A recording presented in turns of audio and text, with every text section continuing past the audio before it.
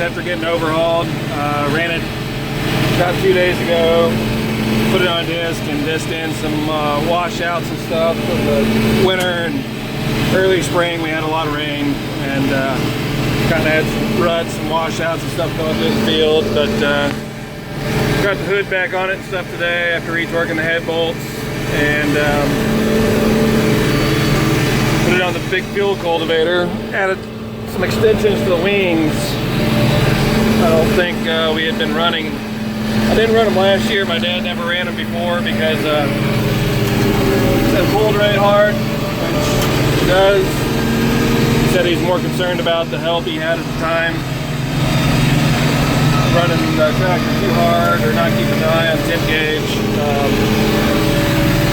I think, you know, he always ran singles, and I added duals, and I think that really helps a lot because I'm not breaking traction nearly as often as I was last year, even without the wing extensions on. You can see there's about a 2 foot section there, the side, each wing that I added on.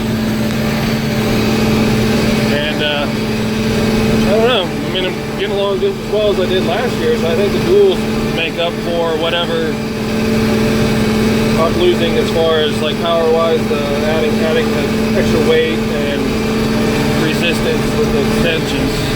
So my rows are getting kind of short here on this field, so doing a lot of turnaround. Maybe do another little video once I get a little bit more area to work.